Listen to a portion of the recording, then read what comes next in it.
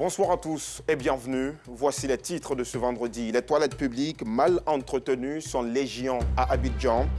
Un manque d'hygiène auquel font face les gérants et les utilisateurs. Nous irons à Adjamé et à Bobo. En Angola, les résultats provisoires annoncent le MPLA de João Lourenço en tête des élections. Le parti a obtenu la majorité aux élections générales avec 51,1% des suffrages. À Abidjan, de plus en plus de toilettes publiques se modernisent, mais leur entretien laisse vraiment à désirer. Dans la commune d'Abobo et d'Adjamé, où nous sommes rendus, plusieurs toilettes sont mal entretenues, exposant les gérants eux-mêmes à des maladies. Que dire donc des clients? Suivant le reportage. Les odeurs fétides et nauséabondes n'empêchent nullement Ahmed Guindo d'exercer son activité. Ce gérant de toilettes a relégué sa santé au second plan. Il s'est même fait construire un bureau dans ces toilettes.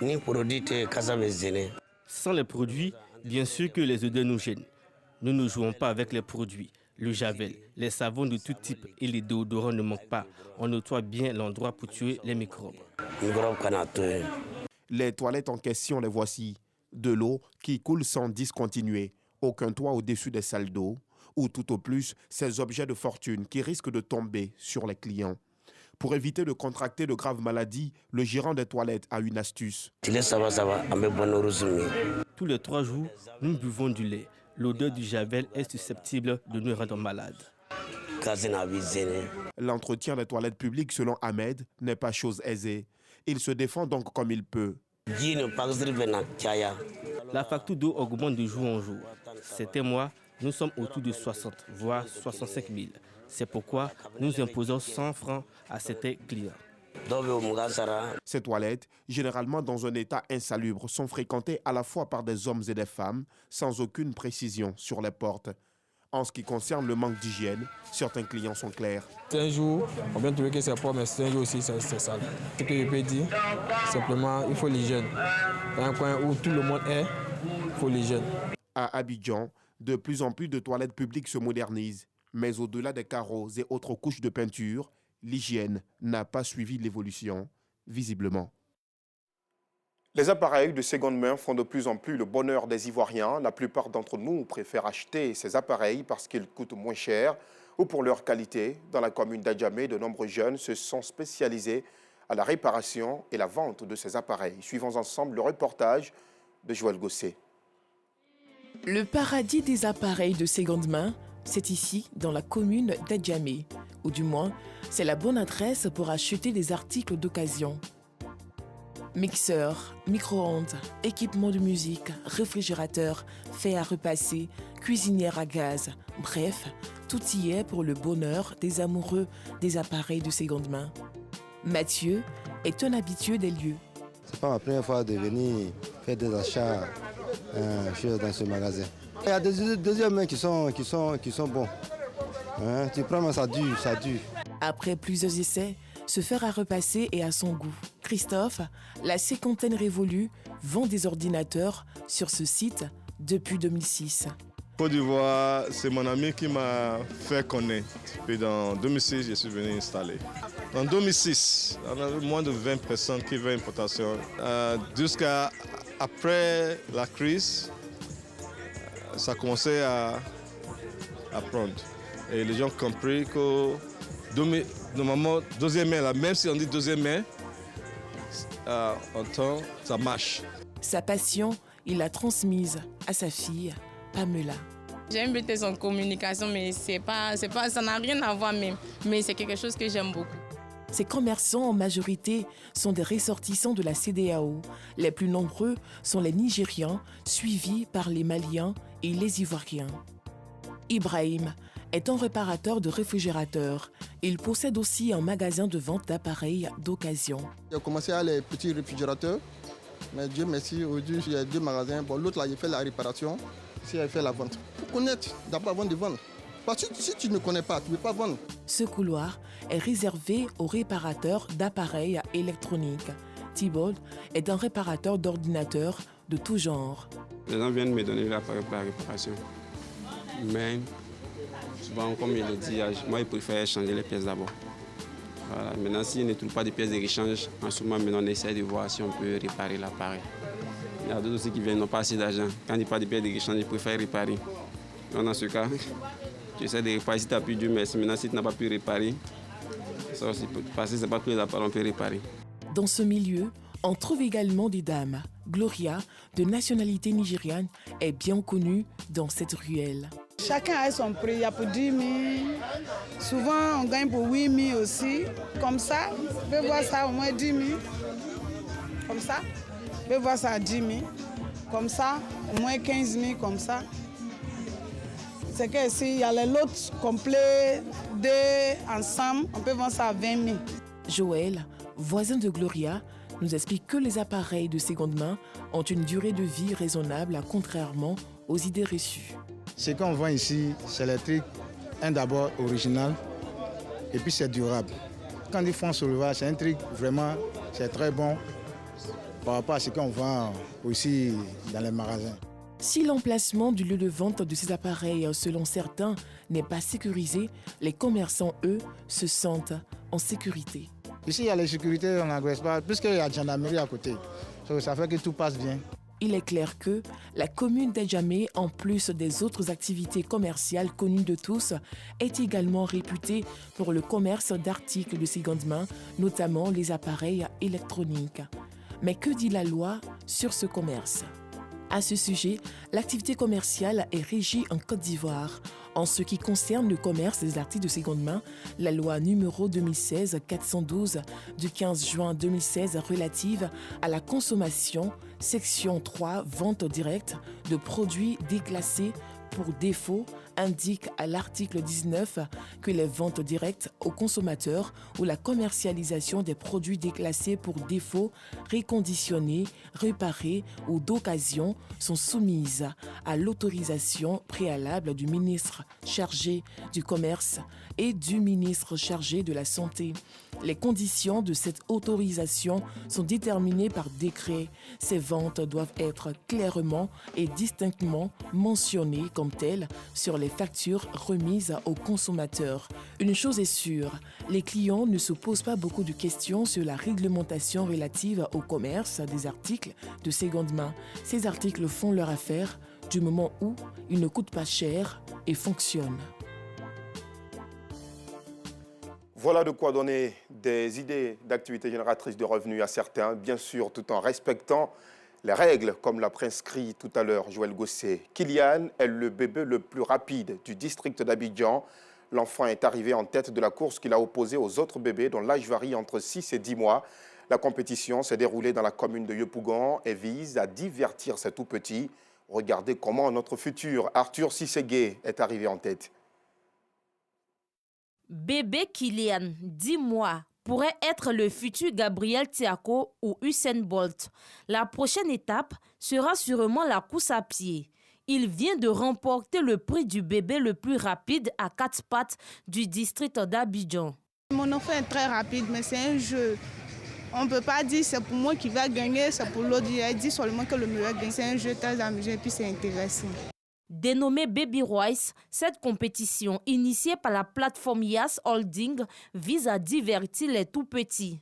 Généralement, à cet âge-là, il n'y a pas assez de jeux pour pouvoir divertir les enfants à cet âge-là. Donc nous avons décidé d'organiser ça pour au moins créer quelque chose en Côte d'Ivoire et de nouveau. 6 enfants de 6 à 10 mois étaient en compétition pour cette finale. Noam, 15 kilos, termine en dernière position, mais rien n'est perdu. Il pourra se rattraper à la prochaine compétition. Tout dépend des bébés. Souvent, les bébés font 4 pattes à partir de 6 mois, 9 mois même. Mais moi, on ne va commencer à faire 4 pattes à 6 mois. Le concours Baby Royce est à sa première édition. Il se veut un passe-temps pour les tout-petits. Et ce chiffre impressionnant du ministère des Transports, 1125 véhicules flashés en 48 heures pour excès de vitesse. La vidéoverbalisation qui est entrée dans sa phase active permet de lutter contre l'incivisme routier dans le district d'Abidjan. Et puisque nous parlons de route, la commune d'Abobo est décidément le nid des regards. Ces gros trous ouverts sur la chaussée perturbent la circulation et inquiètent les automobilistes. Après notre reportage du mardi dernier, l'un de ces regards a été fermé. Cependant, nos équipes en ont découvert d'autres dans la commune. Regardons ensemble ce reportage de Georgette Ido Fofana. Ce Rega, situé en plein milieu de la voie menant au lycée moderne de la commune d'Abobo et qui troublait la quiétude des automobilistes, vient d'être fermé au grand soulagement de ces derniers. On est très contents parce qu'avant, quand on venait, ça envoie beaucoup de choses. Si tu tombes dedans, ça peut gâter ton pneu. Ça envoie ralentissement aussi dans la circulation, tout ça. Maintenant, nous, nos chauffeurs, on n'a plus peur. On passe comme on veut maintenant. Safiatou, commerçante installée à côté du Rega, est aussi soulagée. La dernière fois, on a parlé de trous, là, ils sont venus arranger. La voiture ne va pas tomber dedans encore. Merci à tes deux. La fermeture de ce trou fait suite à la diffusion de notre reportage du 23 août dernier. Si les usagers de la route qui mène au lycée moderne sont satisfaits, ceux de la nouvelle voie du quartier Agny-Sankoua sur l'axe reliant l'église catholique Saint-Joseph d'Abobo au petit marché de Chakakone dans la commune d'Abobo sont inquiets. En cause, un autre Rega ouvert sur la chaussée. C'est une nouvelle voie. Alors donc, il faudrait qu'on passe normalement parce que quand on tombe dedans et on casse, on fait se poser les pneus. Et les propriétaires des véhicules se plaignent, c'est comme si nous, on travaille très mal. Ça crée des embouteillages, ça fait même des crevaisons des voitures souvent. Donc il faut trouver des solutions rapides pour pouvoir pallier à ça. Puisque la voie principale, on n'y passe pas parce que c'est en réfection. Donc il faut qu'ici, au moins le caniveau, c'est une priorité. Il faut que ce soit fermé pour que ça puisse faciliter la fluidité des transports. Déjà, ça casse le moteur, puis lorsqu'il y a la moto mais tu rentres dedans, ça risque de faire le tonneau, puis c'est dangereux même. Sérieusement dit, mais c'est dangereux même. Selon les riverains, le couvercle de ce Rega a été emporté par des individus non identifiés. C'est des gens qui enlèvent pour aller revendre. On ne sait pas la couverture. Là. Donc faisons en tout cas l'État n'a qu'à faire très attention. Pour le fixer, ils n'ont qu'à bien fixer. Sinon c'est rien, c'est du vol. Les enfants volent pour aller revendre. Ça c'était fermé encore. Mais aujourd'hui là, avec notre grande surprise, on s'est réveillé, 1 ici, 2, 3 là-bas. Ils ont enlevé. Vraiment, on ne sait pas comment faire. On ne sait pas comment se prendre les enfants là. Les voitures me font des embouteillages ici. Ils font les embouteillages chaque jour. Il y a des accidents ici, ça nous cause des problèmes. On a les enfants, nous-mêmes là, même, nos vies aussi. Vraiment, on n'a qu'à voir ça, la position, on n'a qu'à voir le gouvernement, on n'a qu'à voir. Ceux qui font ça là, vraiment, on n'a qu'à les arrêter parce que ce qu'ils font là, c'est pas bien. Un peu plus loin, encore un trou sur la voie. Ces Regas ouverts en pleine chaussée. Des dangers pour automobilistes et piétons. Ils sont aussi à l'origine des nombreux embouteillages et accidents dans la commune. Certains sont même devenus des dépotoirs. Et en religion, la communauté islamique Ahmadiyya a organisé en Angleterre sa 56e convention annuelle dénommée Jalsa Salana.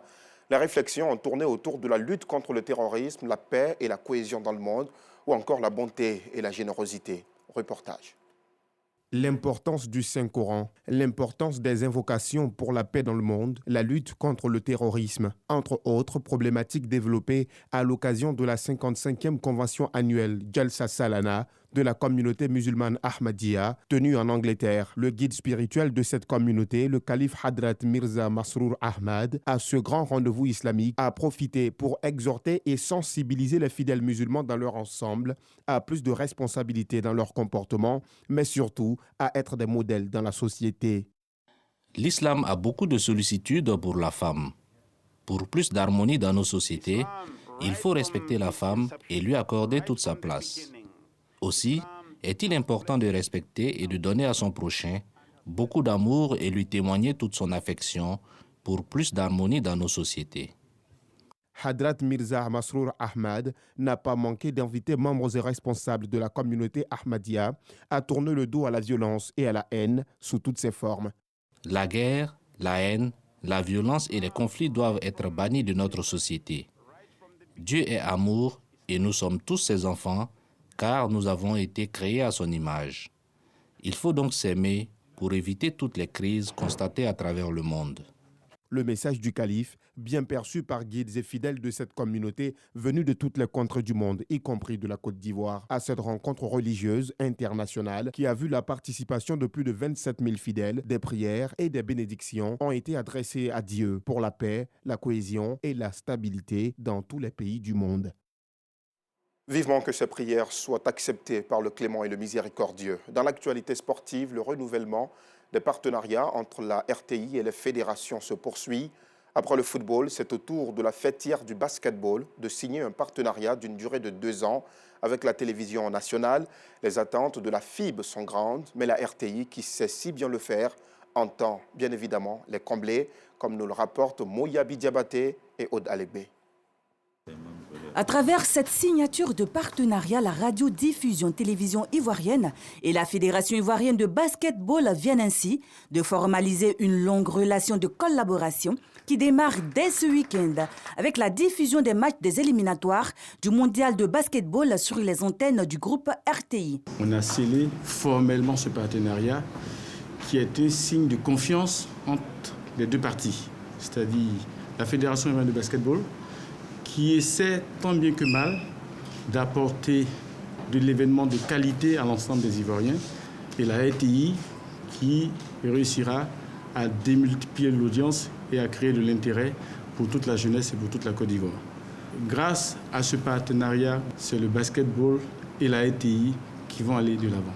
Heureux de ce partenariat gagnant-gagnant, le premier responsable de la RTI, Fosseni Dambélé, a affiché la volonté de la RTI à accompagner la fêtière du basketball ivoirien. Cette signature qui montre la volonté des deux parties de faire en sorte que le basketball ivoirien puisse à nouveau connaître ses beaux jours. Et donc, je peux vous dire que nous sommes très heureux de ce partenariat et que nous allons ensemble faire en sorte que les choses se déroulent exactement comme nous l'avons prévu dans cette convention, avec le sérieux de cette équipe, les engagements que nous avons pris, nous allons de part et d'autre les respecter, et tout cela pour le bonheur du sport ivoirien, pour le succès du basketball de notre pays. Je voudrais encore vous remercier pour la confiance faite à la RTI. Ce partenariat porte sur la diffusion des matchs du championnat national N1 et des grands rendez-vous de l'équipe nationale lors des 2 prochaines saisons sportives sur les antennes du groupe RTI. Et puisque nous parlons de basketball, tous nos encouragements à nos éléphants basketteurs qui défendent en ce moment même les couleurs de la Côte d'Ivoire dans le cadre de la fenêtre 4 de la Coupe du monde de basketball. En Éthiopie, la guerre se poursuit entre le gouvernement et les rebelles du Tigré. Les autorités rebelles ont annoncé que l'aviation éthiopienne avait largué des bombes sur une zone résidentielle et un jardin d'enfants à Mekele, tuant et blessant des civils. Le gouvernement éthiopien balaie catégoriquement ces accusations. L'hôpital de la ville a annoncé à nos confrères de l'AFP avoir reçu 4 morts, dont 2 enfants et 9 blessés.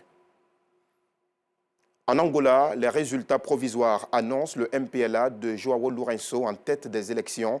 Le parti a obtenu la majorité aux élections générales avec 51,7% des suffrages. La principale force d'opposition, l'Union nationale pour l'indépendance totale de l'Angola, obtient 44,5%. Fait important à noter, l'opposition remporte 3 provinces, dont la capitale Luanda, au terme de ces élections générales, toujours bien sûr, selon les résultats provisoires. C'est la fin de cette édition. Merci de nous avoir suivis. L'information revient à 12h30 demain. À 19h30, Afisiata Karamoko sera de retour. Quant à moi, c'est avec beaucoup de plaisir qu'on se retrouvera à la même heure, sur la même chaîne, lundi. Bonsoir.